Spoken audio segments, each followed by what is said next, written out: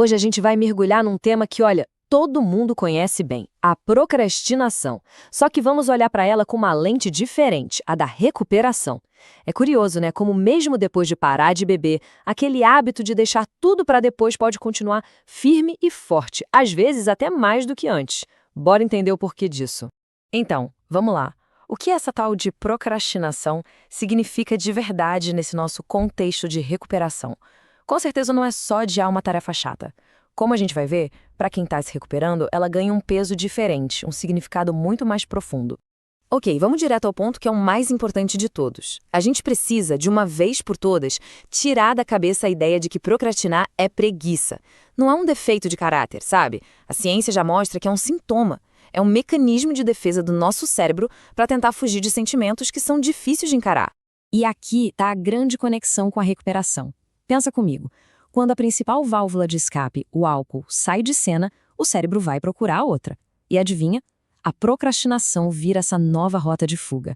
É o mesmo padrão de evitar o desconforto, só que agora a gente faz isso com desculpas, com demora, com o famoso amanhã eu faço. E é exatamente por aí que a gente começa a nossa primeira parte. Vamos juntos desconstruir essa ideia de preguiça e entender a procrastinação pelo que ela realmente é, um sintoma que tem raízes bem fincadas nas nossas emoções. Essa frase aqui resume tudo de uma forma brilhante. A gente não procrastina a tarefa em si, a gente procrastina a emoção que a tarefa desperta na gente. É o medo de falhar? A ansiedade de não saber o resultado? A vergonha por ter demorado tanto para começar? É disso que a nossa mente está tentando escapar. Certo. Se é uma fuga emocional, a pergunta que não quer calar é: por que a mente cria esse hábito com tanta força, especialmente na recuperação? Vamos investigar um pouco mais a fundo essas causas. Olha só esse conflito interno que acontece na nossa cabeça. De um lado, tem um cérebro que foi treinado por anos para buscar alívio imediato, recompensa na hora. Do outro lado, tem a vida sóbria, a vida real, que pede esforço, paciência e a capacidade de trabalhar por coisas que muitas vezes demoram para chegar. O cérebro que foi treinado para o já simplesmente grita: "Ah, depois eu faço".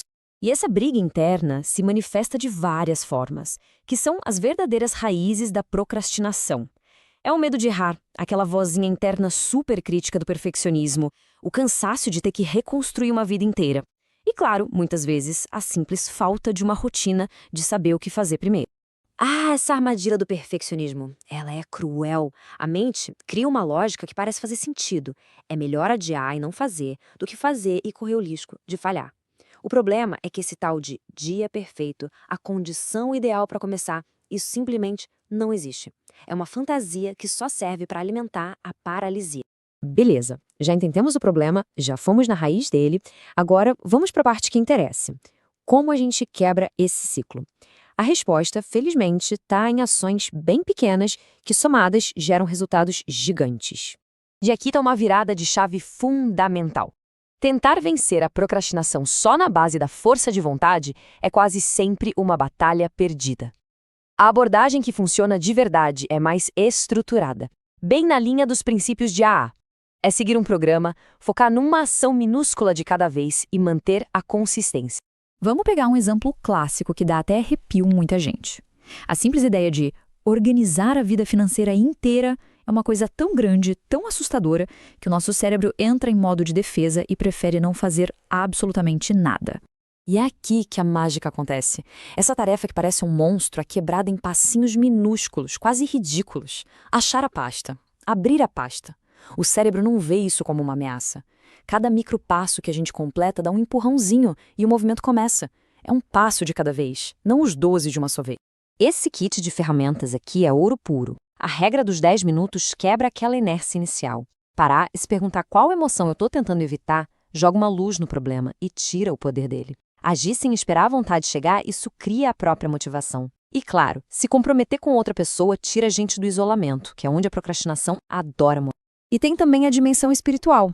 Não se trata de esperar um milagre acontecer, mas de pedir a força necessária para dar só o próximo passo, por menor que ele seja. É um ato de humildade de reconhecer que a gente não precisa dar conta de tudo na nossa própria força. Isso tudo nos leva à nossa sessão final, que é a grande mudança de mentalidade que sustenta todas essas ações práticas. A gente precisa aprender a trocar a fuga pela responsabilidade. No fundo, procrastinar é uma forma de autossabotagem. A lógica é meio torta, mas é essa: evitar o fracasso a qualquer custo. Só que o preço que se paga por essa segurança é a estagnação. Quando a gente não arrisca a falha, a gente também elimina qualquer chance de sucesso, de aprendizado e, principalmente, de crescimento. E aqui está a grande virada de chave. A sobriedade nos ensina a encarar as tarefas não como obrigações pesadas, mas como atos de responsabilidade e de amor com a gente mesmo. Cuidar das finanças, da saúde, dos relacionamentos, tudo isso deixa de ser um fardo e vira parte do processo de se reconstruir com carinho e com respeito. E para fechar, essa frase resume a libertação final. A pressão de ter que fazer tudo perfeito é o que nos paralisa. A permissão para ser imperfeito e focar só e unicamente no próximo passo é o que nos coloca em movimento, um dia de cada vez. É importante lembrar sempre: não é sobre perfeição, é sobre progresso.